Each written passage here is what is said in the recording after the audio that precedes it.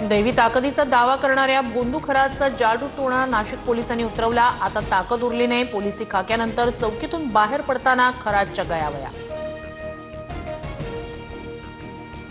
स्वतःला देव सांगणारा खरात पोलिसांच्या गाडीतून तोंड लपवत गेला। शक्तीच्या गोळ्या देणारा ढोंगीच पोलिसांच्या प्रसादानंतर शक्तीहीन।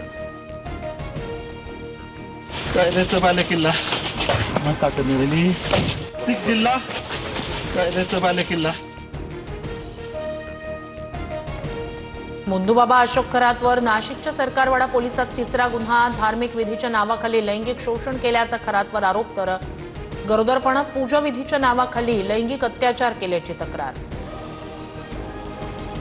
खरातच्या भोंदूगिरीचा भांडाफोड आम्हीच केला। खरात प्रकरणातील तपासाची सूत्र आता वरिष्ठ स्तरावर, कुणालाही सोडणार नाही, मुख्यमंत्री फडणवीसांचा इशारा।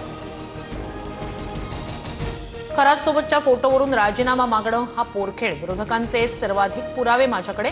खरातच्या संस्थेला पाणी देण्यापासून ते राजकीय कनेक्शन पर्यंत सर्व तपासणार, फडणवीसांचा कडक इशारा। मोंदूबाबा अशोक खरात प्रकरणाचे पडसाद विधान भवनात उमटण्याची शक्यता। विरोधक सरकारला धारेवर धरणार। नाशिकचा हर्षवर्धन सदगीर 68व्या महाराष्ट्र केसरी स्पर्धेचा विजेता। अंतिम सामन्यात सोलापूरच्या महेंद्र गायकवाडचा 4-3 न पराभव। सदगीरला मानाची चांदीची गदा, फॉर्च्युनर गाडी आणि 5 लाखांचं रोख पारितोषिक। उद्धव ठाकरेंसह 9 आमदारांचा आज निरोप समारंभ। मे महिन्यात निवृत्त होणाऱ्या आमदारांना आज निरोप। विधान परिषदेत आज आठवणींचा सोहळा रंगणार। कोण काय बोलणार याकडे लक्ष। वंचित आणि काँग्रेसच्या संघ मुख्यालयावरील मोर्चाला पोलिसांनी परवानगी नाकारली। मात्र हर्षवर्धन सपकाळ, प्रकाश आंबेडकर मोर्चा काढण्यावर ठाम। एप्स्टीन फाईलवर स्पष्ट उत्तराच्या मागणीसाठी मोर्चा। भाजपचे ज्येष्ठ नेते माजी मंत्री दत्ता मेघे यांचं निधन।